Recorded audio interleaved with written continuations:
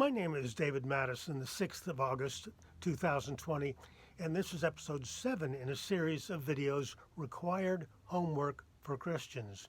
Having served my time amongst church folks for 9 years as minister of 2 parishes, I know a thing or two about what they need to learn. It seems pretty clear that Christians need to do a lot of homework about prayer. They've been taught forever that they should pray, and so they do. Mike Pence led the COVID-19 response team in prayer. Wow, that didn't work.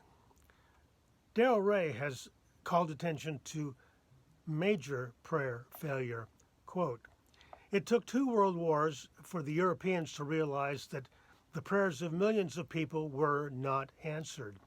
It doesn't take too much intelligence to see that God isn't working too well when 92 million people died in 2 world wars," unquote. Despite such examples, devout Christians are sure their prayers work. So here's some homework. First, find out what confirmation bias is. You pray for something and you get it. Aha, God did it. Your belief is confirmed. But if you didn't get it, you don't let that damage your belief. Your bias is confirmed by the hits. In fact, you make excuses for God for not answering your prayers. Sorry, that's just dishonest. Second, give some serious thought to this.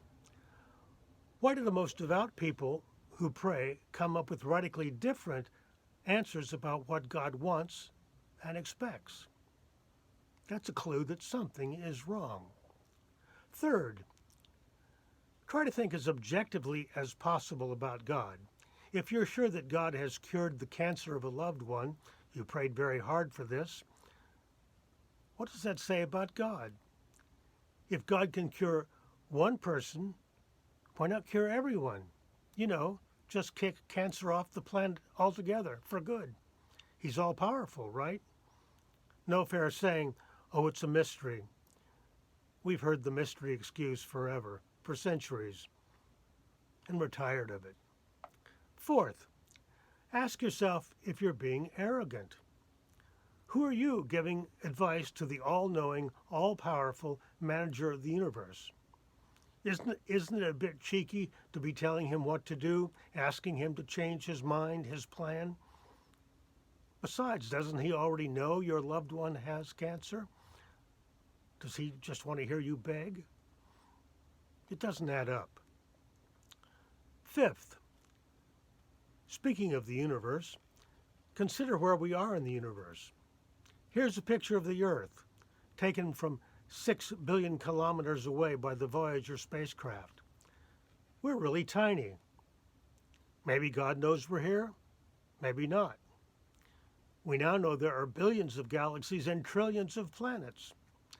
So is it really likely that the God of the universe is paying attention to humans to the extent of tracking what's going on inside our heads, all 7 billion of us? That's what prayer's all about, right? God monitoring our thoughts and trying to sort out all the advice people are giving him. Sixth, try to work out the mechanism by which prayer works. All your thoughts bouncing around inside your brain. How do they get outside your skull to reach God? Oh, it's a spiritual thing. Doesn't explain the mechanism at all. And finally, consider perhaps the biggest example of prayer failure. Christians have been praying for 2,000 years, "Thy kingdom come, thy will be done." Given the level of misery, suffering, and turmoil on earth, the kingdom is nowhere in sight. 2,000 years.